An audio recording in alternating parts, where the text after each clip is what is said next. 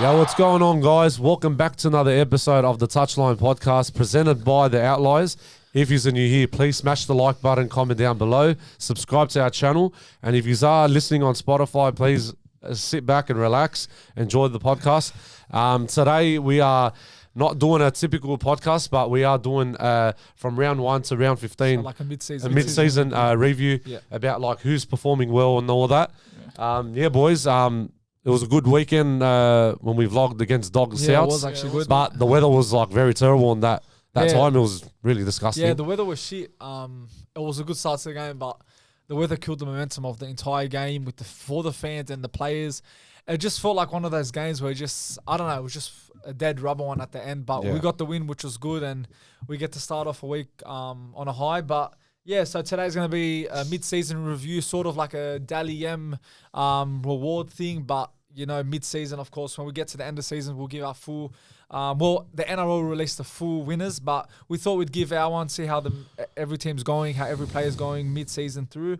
So we're going to start off with who do you reckon now, the way they're playing is going to get fullback of the year? I'm going to say fullback of the year. I'm going to say Connor Tracy. He's playing very consistent. Okay. He's playing very well. He's going into the gaps. He knows what he's doing in his role. But he's playing very good every single game of the week, like from round 1 to round 15. I got no complaints about him. So and he's up there as the most daily M points. One of in the top 10 something. I think like 200 something right now. No, like probably 28. No, but there was something in the stats on the NRL saying possibly, he's got a lot of meters in him. Look, he's a hard worker. He puts all the effort in, and that's a very underrated opinion. But it's not a bad shout. Yeah. I'm gonna go Pappenhausen. I think he's been very good this season for Storm. Back to his best form. You know, not getting injured, and he's just playing with freedom. So there was a few other candidates. I was going to go Tedesco, which he's been very good for the Roosters. But Pappenhausen, Melbourne are 4th, so I think it was only right for me to put Pappenhausen. Yeah, I agree with Samuel. I went Pappenhausen as well. Yeah, I went Pappenhausen Quite too. obvious for me. Yeah, he smashed it this year. It was either him or Dylan Edwards for me. Yeah. For me, it was actually Pappenhausen, Tedesco. Yeah, like Pappenhausen deserves it. So 3 Pappenhausen and 1 Tedesco. Okay, now let's go to winger of the year. So we're going for 2 wingers or just one? Just one. I'm going to go Jake Carraz. Yeah. He's been playing very consistent. He's playing very good. He's got that big speed on him, man. Offloads. Offloads as well. Tackle bus, tackle breaks. Like everything, the assists, the tries, everything. Like you can't complain about Jake Carraz. Like he's playing very good and he's pushed himself harder. And I understand about his injury that he had before the preseason or even the season started. He had a back injury a bit. Yeah, and then he came back, then had another and he had a injury. little tiny injury for a couple of weeks, but then he came back and he's playing like 10 times better now. And what's impressive about Kiraz, when he had those injuries, like he bounced back and had a big performance. So I agree with you. I went Jacob Kiraz as well. Brian To'o has been, hasn't been wow. Lomax, I feel like there's no winger for me has stood out except for Kiraz. Like we watch him week in, week out. I just, again, I'm not, people might think it's biased, but I think Kiraz deserves it. Look, with Kiraz, I feel like you don't get a below 7 performance. I think he's always up there with a 7. Like he's so consistent. Even when he first debuted, he doesn't have a bad game. Like he's always our best player, and that's what I like about Jacob Kiraz. And he's not just a winger, just stays in his position, but he gives more to the team. I'm going to go Jacob Kiraz, but also a good mention is Mark Nwanga-Tizanaza. Oh, yeah, I think he's... You watched that last name. It's Mark Nwanga-Tizanaza. Nwanga... How? I can't pronounce his name. It's hard to... Just call him Mark. Just call him Mark. He's up there. It was between them two. Both have been exceptional, and if he was to get it too, it would be a fair call as well. So, but Kiraz. Yeah, I was between him and Kiraz. I feel like Mark is... He's playing exceptional for the Roosters, and especially with that controversial greatest try of all time. He produced that too. So like, I feel like Mark. Okay, fair enough. And I think the fact that he hasn't been injured might play a fact that he does deserve it. And I was between those two. Now let's go center of the year. I'm gonna go Ruben Garrick. He's been playing. Okay, that's good. Ruben Garrick's performing very well. Solid, he's putting a lot of tries. Defensive wise, is like much better now compared to last year, but. Garrick's always a safe, consistent player. He's always safe, consistent, and he's always like on the radar. Like he's always he knows what he's doing. Like he's not like doing anything silly. He knows he has patience and he's guiding the team around, communicating with like people around him with the forward pack and all that. He's good talent. So he's really, so I say Ruben Garrick. Okay. Yeah, I'm going Herbie Farnworth. I think that was a pretty easy one. He's been standout. Like, I think he's been way better than a lot of the centers. Critter was up there, but I don't think Critter's up to the level he was last year. I feel he had a few good games, but Herbie Farnworth has been the best. So yeah. I agree. Farnworth has been outstanding. I don't think no center matches him this year. I think he's been way on top of everyone. Pudre is a great shout as well. He's been a great player this year for 2025 for Cowboys. But yeah, I think Farnworth, it's a no-brainer. I feel like Critter's been he's been great this year, man. I'm maybe not as good as last year, but he's been exceptional this year, like one of the best. Like defensively, he's still defensively he's good. So you got that's a good one. Gary, Critter, and Herbie. Okay, 5'8". Anthony. I'm gonna go Luke Metcalf from Warriors. I think he's a 7. He's a half. He's a halfback? Yeah. Yes. They put him 5'8". Maybe he's. I think he is playing now 5'8". No, he's a good player. Yeah. He's fresh, and he's doing an exceptional job. Like, he's leading the whole team right now. And the best third on the ladder. Like third on the ladder. So he's kicking wise and that. Very consistent. Reminds me of Trent Hockenson, like a bit. You know, when they kick it low. That's what he's got. Like, that's what you want to see. Short kicking game's good. Yeah, short kicking games as well. That's what you want to see this year. Like, you don't see it as much with the halves or 5'8" and that it's these all days. Big kicks, bombs. Yeah, the bombs, everything. So I'm saying Luke Metcalf for this one. Despite where this team's in the position, I'm going Fletcher Sharp. I think he's been very good for the Knights. He's been the standout. I think he's got 10 tries to his name as a number 6. I think he's been very good. I couldn't really pinpoint a number 6 that's been very good. Munster, I know Munster can do better. That's why I haven't put him. You got Burden, who's been on and off. He had a good game against the Eels. He's had his injuries. So I'm going Fletcher Sharp. I think the fact that he's also good in a number of other positions just makes it a good pick for me. So I'm happy with Fletcher I'm going Sharp as well. I think he's been outstanding. I think he's only 21. Let's remember that. He's an incredible talent, up and coming for the game. Munster, I was between him and Sharp, but I just feel Munster, he's had a few games where he hasn't been the best, but with Sharp, I think he contributes a lot to the team. He's a good runner with the ball, and like Samuel said, he's very versatile. But Munster's been killing it. Munster's been killing it, but I just feel Sharp with the age and what he's doing with the team that's struggling. I feel he deserves to. I'm not going to say Munster's carrying Melbourne, but he's smashing it. He's in a way carrying that team when he's not there. But that team falls apart in a way. So I'll put Munster. Okay, fair enough. Number 7. I'm going to number 7. Number 7, sorry. Wade Egan. He's a hooker. Sorry. Halfback of the year, Jamal Fogarty from Canberra. He's been playing very good this year, sorry. He's been playing very, very good this year, leading the team. Canberra's in the best position now. They're second on the ladder. He's getting better now with his defence and his attack, but I know he's going to go to Manly next year, so I'll pull his kicking game is very it's up there as one of the best. I know. He's good in his goal kicking, goal kicking as well. He's much better now compared to last year and the year before. But he's very consistent. I know he's gonna take charge next year when him and Luke Brooks together at Manly. So I think so I'm gonna say Jamal Fogarty from I'm gonna Canberra. go so I was between Metcalf or Katoa. Both of them have been standout. They're both young. They're both playing, exceptionally well. Even above, you'd think at their age they're going to be still a bit rusty, growing. Yeah. But the way they're playing is killing it. But again, I'm just going to go Metcalf because of the fact that Warriors are high in the position. And I don't know. Again, it was between those two. Either one for me is the right option, but I'm going Metcalf. The way he's controlling the game, his running game, scoring a lot of tries, and again, he's just helping the Warriors. So, yeah. Yeah, he said I'm going Metcalf. I'm still going Cleary. He's still doing wonders for Penrith right now. He doesn't have the team that he wants, and he can't play the way he wants to play. But in a way, he's still carrying that team. Yeah. They're still performing. They're still performing. There's a reason why they're climbing up that ladder now. Now they're 7 on the ladder. I think they're chasing it now again. Because really, he's the only one that's giving them something. Yeah, without him, they'd probably be below the ladder than they are. Go hooker now? I know prop. Prop of the year at the moment. I'm going to say Terrell May. Yeah.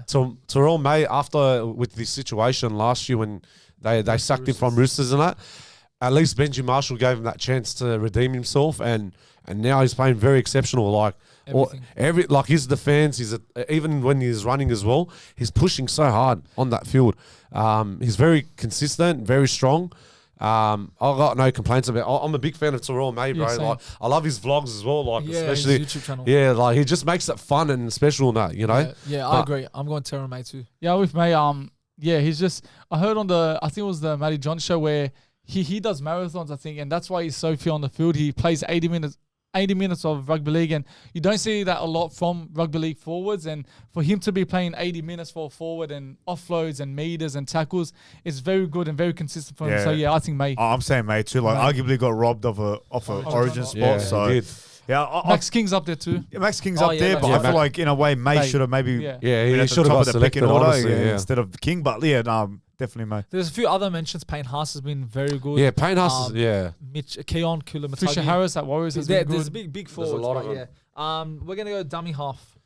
Hooker of the year, I'm gonna say Wade Egan from Okay, Warriors. yeah. He's smart, man. Like he's passing them left and right. He knows his drills, like he knows his combos. He's always going into tries, defensive wise. He's always like very good and consistent. So I'm gonna go Wade Egan. I'm gonna go. This one's tough. I don't think there's been a standout hooker this year. Reed Marnie's been decent. Harry Grant hasn't been wow. Injuries a lot. That's why. Yeah, I don't know. This year it's been tough to find out a number 9 who's been good. But I think Connor Watson has been pretty decent for the Roosters. One of their stronger players who's performing well. He's got selected for Origin. So, yeah, this one was very hard for me to decide on. But, yeah, I've just went Connor Watson. With me, I went for Tom Starling at Raiders. I think this is the year, it's his breakout year where this is the first year he's really starting every game. They had Danny Levi? Danny Levi last year. They had another hooker before that. He couldn't play enough minutes. They had Josh Hodgson. That's it. Yeah, so he couldn't really play enough, and this year he's really stepped up, and I think he's been the stand-up for the hooker position. Bro, you got to say, like, in a way you're saying it's like, it's hard to pick who is the hooker at this stage. Grant's been ridiculed by injuries too, so...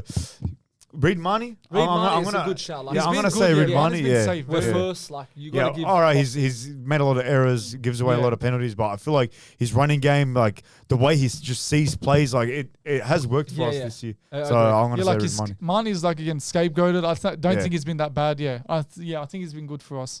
Now we're going to go second row. Yeah. Bashara. Oh, I didn't do second row. I'll go Hudson Young. He's been a standout. You had Jacob Preston, who was performing well, had his injuries. Olukwatu's been stepping up again. So there's been a lot of second rows in the game. But yeah, Hudson Young, he's got 10 tries as a second rower.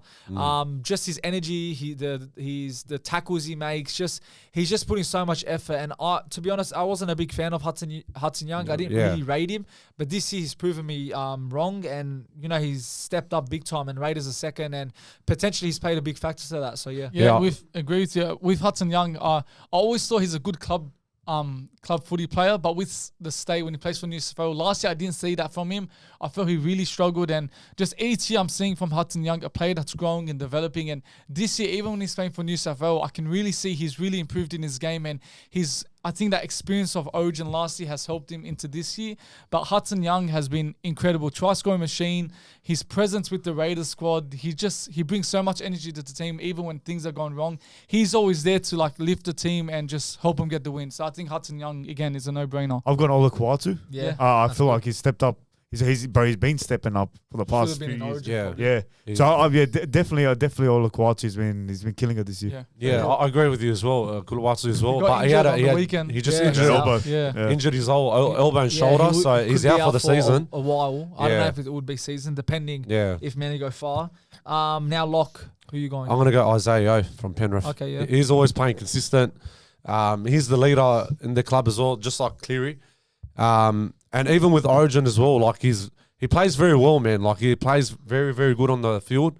No complaints at all. I'm going to go Aaron Clark for Warriors. He's been a very important player for them this year.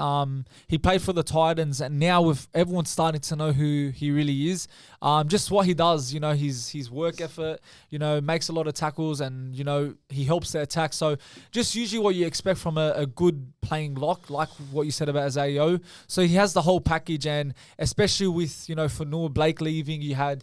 who else left? Tohu Harris left. You had Fanua Blake getting injured a bit. Fisher Harris getting injured. So, he's really stepped up when they needed him. And I've went. Yeah, he said, I went Ewan Clark. I went Azao. Yeah. Okay. Let's start with the coach of the year so far. I'm going to say Serrato. Serrato, he's doing very exceptional. Leading the team, like we're in the very good, comfortable position right now on first. And like he's getting better every year now. After that first year that we struggled, back in 23, 24, he led us to the finals, which was good. And now, thank God, like we're back on the top. Yeah, we're playing very good. He's looking after the players, looking after everything. I got no complaints at all. I'm gonna say Serrato. Yeah, look, I was between. So I've chosen Serrato, but I was almost edging to Ricky Stewart just for the fact that. Everyone expected Bulldogs to go top 8 this year. Not probably top 4. We've exceeded those expectations. But Ricky Stewart, everyone was calling them to come like 14th, 15th to see what he's done with the club. Or even bottom 8 one of the best attacks in the comp. The way they're playing, their resilience. I was very close to going Ricky Stewart, but I'm just going Serrato for the fact that we're first. No one probably expected us to come top 4. So it's a very close call between the two. So I think either one of them deserves it. Yeah. I've gone Ricky Stewart. Yeah. I think where Raiders are right now, no one expected at all, as you said, at all. No one. Talk about a team that's resilient. Yeah. That's willing to go through the deep end to get a win. That's what they've done. Yeah, I feel like you got to give credit to Ricky Stewart because he's the man at the top. Yeah, I agree. Yeah, I went Serrato as well. You explained it well as well. Okay, we're gonna go Rookie of the Year. Whatever's happened now. Like, who do you think will get the Rookie of the Year? Rookie of the Year, I'm going to go Kaya Weeks from Canberra. He's very fast, man. That bloke is just like a gun. I think didn't Kaya Weeks play last year? Played last year, but he did play last year and this year as well. Really count. A rookie is like rookie is their first. Yeah, but he is a rookie as well. Yeah, he is a rookie, but in terms of still young, but like but in regard to that reward, rookie is like who's playing their first year. Look, I went for Tamale. I think he's been a standout this year. He's been, like, every time this guy touches the ball, you talk about Kiraz, what he can do with the ball. He's a similar type to Kiraz, a smaller version where he's non-stop. He gets the ball. He's making meters, and it's literally no one can't tackle him. When I see him, he's always making meters, tackle breaks, and that's something I really admire in a winger, and that's what I feel you need to be as a winger. You need that sort of style in your game, and Tamala has been outstanding. What's got played this year? You got Pudra, Rookie of the Year as well. So Robert Toya. Robert Toya's good. Mark, no one going to how do you pronounce it? So there's a lot of debuts, but I think Tamala has been a massive. I feel like a standout for me is Toya. Yeah. Made his Queensland debut. Right. Who does that in their first year? That's a big thing. Yeah, so I'm going Robert Toya. Yeah, I was between Robert Toya and Tamale. I went Tamale because, again, the way he's playing, he's got injured, unfortunately. So we come at the end of the year, he probably might not get Rookie of the Year. But as it stands now, I would have probably given it to him because, again, as Shabul said, like, he doesn't need tries to look good. You got a lot of wingers that might need tries that will make him look good. You got the Alex Johnsons, the Danny Tupper, who, like, they're good players and their main asset is, scoring tries. But Tamale doesn't need those tries to look good, like Kiraz. So Tamale's been outstanding. So, yeah, I'll go him Rookie of the Year. Game of the Year for 2025. Look, I'll start. Did you put your one? Yeah, I really did. I thought you didn't. No, because I'm saying. Yeah, go say it. Game of the Year, I went Canberra Raiders versus Bulldogs round 10. Exactly. So, because Canberra, they were leading 20-0, we had no ball for about literally the whole half itself.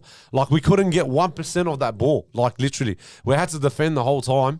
As soon as that second half came out, that's when I knew something. When Serrato was like, "You better fucking do something about it, or you've got to step up and change it up." And they did. You know what I mean? And then all you see when Critter put that first try, that's when the momentum started to change, and then everyone started putting tries from Kikau to Max King to Karaz. Who else? I think Marcel Montoya wasn't. Max King scored. Max King, that's what I said. They all scored. They all scored, and they changed the whole game around. That was one of the best games this year. I was doing a few of the games, and I was trying to find not Bulldogs because, of course, we watch them a lot. But I've watched a lot of games, but all the games that were nominees for me were Raiders games. You had the Raiders Roosters when they beat them at the Allianz Stadium. I had even Raiders Storm at Suncorp in Magic Round. Raiders are always somehow the team that always produce such a great game. But like you said, I think the Bulldogs and Raiders can't go unnoticed. It's like that was one of the best comeback games. Like, because like we had no ball, like how I said, there was no percentage of us. Like we were just 60, defending. And it was first for a second. Like the stakes were up there high. Yeah, because their percent was like 80-something%, and we had like low percent on possession. We still won the game. Yeah, and we still won the game. What about not Knights Manly?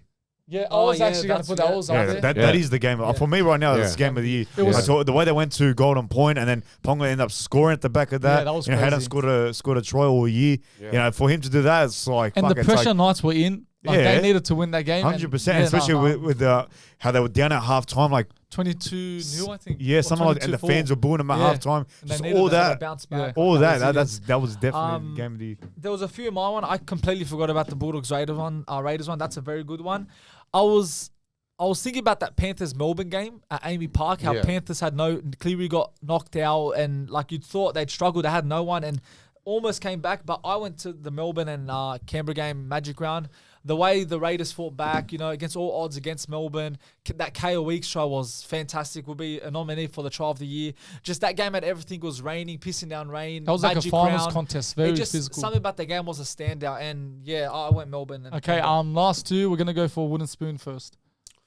Wooden Spoon. Well, you said it was at the start of the year. I'm going to stick with Parramatta Eels. Well. They're going to struggle more. And Mitchell even Moses. now, Moses... You said Mitchell Moses will get injured. And I told you Mitchell Moses is going to get I was watching it, I think it was last week or this week. You said Adaka to get injured. He did get injured at the start of the year. At the start, yes. You had Moses. That was injured. I said Zach Max. And Wooden Spoon. For Wooden Spoon. So I'm still sticking with Parramatta Eels, Wooden Spoon of the year. I'm going to go Knights.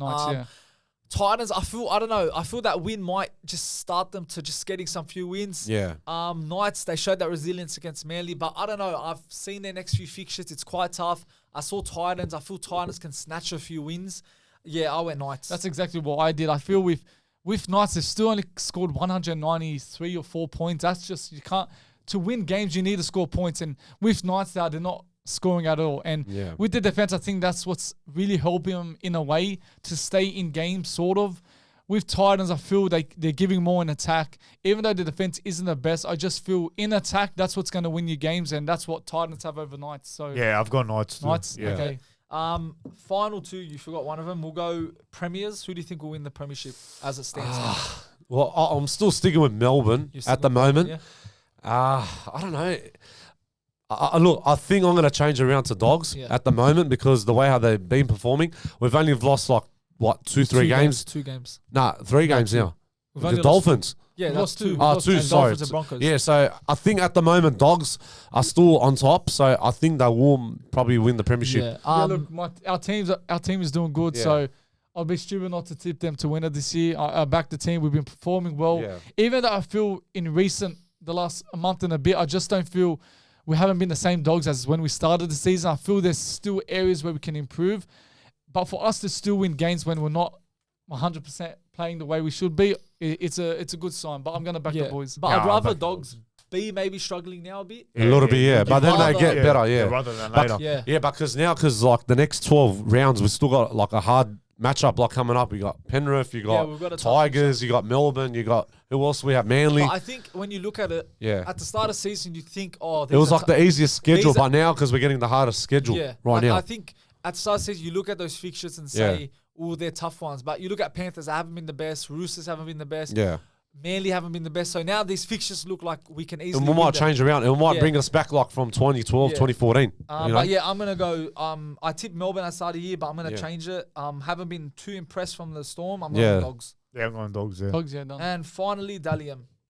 I'm going to say Ryan Pappenhausen at the moment. Okay. Yeah. He's leading right now, so he's playing very good. I'm sticking with Ryan. I'm going Metcalf. I was seeing again Metcalf or Katoa, but I just feel Metcalf, he's been outstanding for me. And what he's done for the Warriors has been, incredible. So, Metcalf. I want to know who I'm on Metcalf. Metcalf? Yeah. I don't know. No one's really there hasn't been a really it's like a standout. But I feel Metcalf has been the best.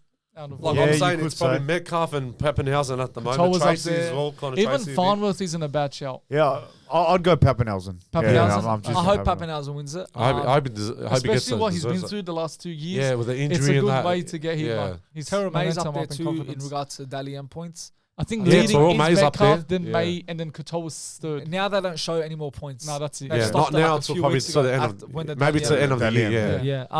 Yeah, that's a wrap up to our mid-season review. If you guys want to get involved, leave your thoughts, your predictions in the comments down below. But yeah, that's a wrap up. Leave a like, comment down below, and subscribe. And we'll catch you guys soon.